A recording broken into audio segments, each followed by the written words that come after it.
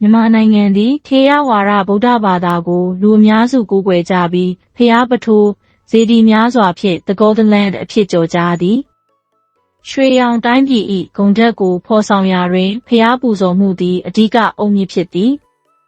တန်ဖိုးကြီးမားသောရွှေကိုဆင်းရဲချမ်းသာမရွေလှူဒန်းနိုင်ရန်ရည်ရွယ်၍ရွှေစစ်ကိုအပါးလွှာဆုံးဖြစ်အောင်ထုခတ်သည့်လုပ်ငန်းသည်ဘာသာရေးကိုအခြေခံပြီးဖြစ်ပေါ်လာခဲ့သည်မြန်မာတနိုင်ငံလုံးတွင်ဤရိုးရာလုပ်ငန်းကိုတနေရာတည်းတွင်သာတွေ့ရသည်ထိုနေရာသည်ကယဉ်ကျေးမှုမြို့တော်မန္တလေးမြို့မှရတနာပုံခေတ်ကလေးကတည်ရှိခဲ့သောမြတ်ပါရဲ့ပင်ဖြစ်သည်မင်းတို့မင်းလက်ထက်နန်းတော်သုံးပညာရဲ့အဖြစ်မြောက်စားခံခဲ့ရသည့်ဂုံယူွယ်ရာမြမလက်မှုအမှုပညာကိုဤရက်တွင်ယနေ့တိုင်ထိန်းသိမ်းထားသည်ရွှေဆိုင်လုပ်ငန်းသည်လုပ်ငန်းခွဲ9ခုပေါင်းစပ်လုပ်ကိုင်ရသည်ရွှေစင်ရွှေသားကိုအခြေခံသောကြောင့်ရင်းနှီးငွေကြီးမားပြီးဤလုပ်ငန်းခွဲတစ်ခုစီအတွက်ပညာရှင်များအရေးမြင့်များစုစည်းရန်လိုအပ်သည်ထို့ကြောင့်ပညာရှင်များအစုအဝေးတည်ရှိရာမန္တလေးမြတ်ပါရက်တွင်သာအခြေကျနေခြင်းဖြစ်သည်မြင့်မြတ်သောရွှေသင်္ကန်းတော်မြတ်ကိုပြုလုပ်ခြင်းဖြစ်၍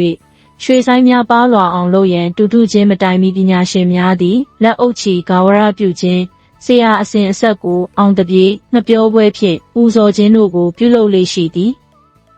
ရှေးအခါကရွှေတုံးကိုပါလွှာအောင်တူဖြင့်ခတ်တော်လဲယခုအခါရွှေသားသုံးမှတ်သားတုံးကို9ပေအရှည်ရစေရန်ဆက်ဖြင့်ကျိတ်ဆွဲခြင်းကိုသာချွင်းချက်အဖြစ်ခွင့်ပြုသည်ဤအဆင့်တွင်အခောက်ရွှေစင်စစ်16ပဲရည်ကိုသာသုံးဆွဲသည်9ပေအရှည်ရွှေနန်းပြားကိုအပိုင်းစအပြား200ရစေရန်ဖြတ်တောက်ပြီးအမိုက်တစပင်မကတ်စေရန်တန်ရှင်းသောမှန်လုံခန်းအတွင်းတွင်ဝါဆက်ကူတစ်ထက်ရွှေပြားတစ်ထက်ထည့်သွင်းရသည်အမိုက်ပါလျင်ရွှေပြတ်တတ်သည်ဤထက်ကိုသမင်သားရည်ဖြင့်ဖုံးအုပ်ကာ6ပေါင်တူဖြင့်နာယီဝက်တိတိထုခဲ့ရသည်ရင်းကိုအရာခတ်သည်ဟုခေါ်သည်ထုနှက်ချက်များကြောင့်ရွှေဆက်များသည်အနှဲငယ်ဆန့်ကားလာသည်အရခတ်ပြီးသောရွှေများကိုထဝက်ဖြက်ကစုစုပေါင်းအပြား1200ဖြစ်စေပြီးဒုတိယအကြိမ်နာယီဝက်ထပ်ထုသည်ရင်းကိုပါဇက်ခတ်ခြင်းဟုခေါ်သည်ထို့နောက်ရွှေပြား920ရရှိရန်ဖြတ်တောက်ပေါင်းဆက်ပြီးအထုပ်ကြီးပြုလုပ်ရသည်အထုပ်ကြီးကိုဖျားတွင်ကက်လူပူဇော်ရမည့်ရွှေဆိုင်အဖြစ်ရောက်စေရန်ရိုက်ချက်မှန်မှန်ဖြင့်9နာရီတိတိမရက်မနာထုခတ်ရသည်ထုခတ်ခြင်းရနာပါကအပူပြန့်နှံ့မှုလျော့ပါပြီးရွှေပြတ်သွားမည်ဖြစ်သည်လူနာတော်လဲအလုံးမပြတ်ရန်အလှဲ့ကျနားနေကြရသည်ပညာရှင်များသည်တူကိုမပြတ်တမ်းထုနေရင်နောက်လူလက်သို့လွှဲပြောင်းပေးခြင်းဖြင့်အလုပ်ကိုဆက်လက်လုပ်ကင်ကြသည်ထူးခြားသည်မှာဤ9နာရီကြာအချိန်ကိုက်ရန်7နာရီကိုအသုံးမပြုဘဲရေနာရီကိုသာအသုံးပြုခြင်းဖြစ်သည်လက်ဖက်ရည်ပကံလုံးကြီးအရွယ်စားအချောတက်ထားသည့်အုံမှုတ်ခွက်ကိုအပေါက်ဖောက်ကိုင်းတက်ထားပြီးစစ်ရင်တုံတွင်ရေအပြည့်ဖြည့်ကာအသုံးပြုခြင်းဖြစ်သည်ထူးထူးချက်အချက်120တွင်အုံမှုတ်ခွက်ရေရင်တုံနှင့်အမြုပ်ကိုအတိအကျတိုင်းထွာပြုလုပ်ထားခြင်းဖြစ်သည်ရွှေခက်ချက်120ပြည့်တိုင်းအုံမှုတ်ခွက်တစ်ကြိမ်မြုပ်သည်ရေပြည့်အင်တုံနဲ့ခွက်18ခါမြုပ်ခြင်းကိုတနာရီဟုသတ်မှတ်ကာခွက်ချိန်90မြုပ်လျင်9နာရီပြည့်ပြီဖြစ်သည်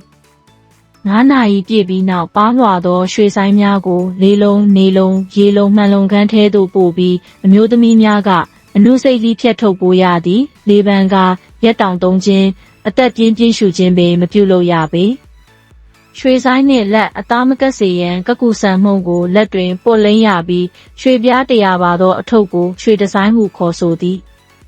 ရွှေဆိုင်လုပ်ငန်းသည်ဝင်ငွေမြင့်မားသောလုပ်ငန်းဖြစ်ပြီးလုပ်သားများသည်ကာယအင်အားဉာဏ်ပညာတာဝန်ယူမှုတို့ပေါင်းစပ်ကာလုပ်ကင်ကြရသည်အလုပ်ရှင်နှင့်လုပ်သားများကြားတွင်နှစ်တစ်ကြိမ်ပြင်ဆင်သတ်မှတ်သောဒေတာစည်းမျဉ်းဖြင့်လုပ်ခရစာကိုစနစ်တကျသတ်မှတ်ထားသည်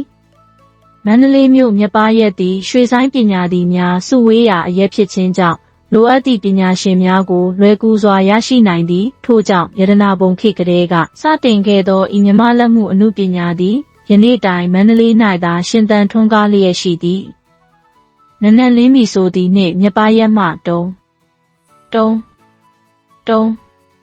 နှင့်စီးချက်ညီစွာထုခတ်တံများကိုကြားနေရပြီဖြစ်သည်မြတ်ဖျားကိုပူဇော်မိရွှေသင်္ကန်းတော်မြတ်ကိုစေတနာအပြည့်ဖြင့်ပြုလုပ်ပေးရခြင်းသည်လွန်စွာကုသိုလ်ရသောမွန်မြတ်သည့်အလုပ်ပင်ဖြစ်ပေသည်